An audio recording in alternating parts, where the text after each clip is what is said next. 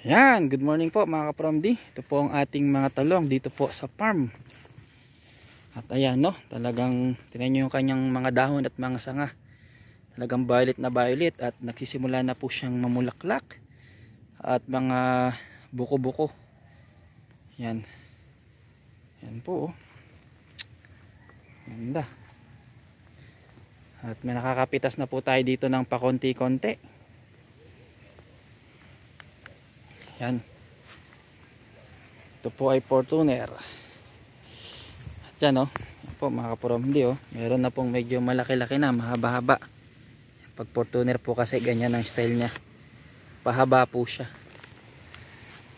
Yan, nasa 2,500 na puno po ito. Ayan oh, meron ng malalaki. Ayan oh. Nakakapitas na po tayo yan oh. Ganda oh. Yan. Mamaya tayo po ay mamimitas na. Yan.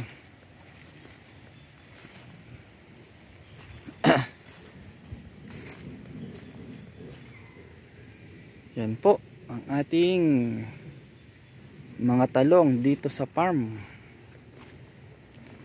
So awa po ng Diyos ay maganda po sila. Dahil naalagaan din po nating mabuti. Kailangan lang po talaga na tuloy-tuloy po no, na alagaan para mas makapagbigay po siya ng magandang bunga. Kailangan yung timing ng pag-apply ng mga pataba, ng insecticide, mga pesticide o mga fungicide ay talagang dapat ay nasa timing para masigurado po natin na awa po ng Diyos ay makapagbigay ng magandang bunga, maraming bunga at mas humaba po yung kanilang mga buhay. So ayan no, dami ng malalaki pala. Mamaya tayo po ay mamimitas. Yan. Pagka siguro mga 2 weeks pa, medyo maganda-ganda na po ang ating magiging pitasan po dito. Dito po sa ating mga talong. So ayan po, madami-dami na pong bunga oh. Ayan oh. Yan, lalaki na oh. Yan, lalaki ng talong. Yan, hanggang dyan mga ka-Promdi. At tuloy-tuloy po itong gagawin nating pag-update dito po sa ginagawa po nating pagtatanim sa farm at pag-share po sa inyo ng mga tanim tips.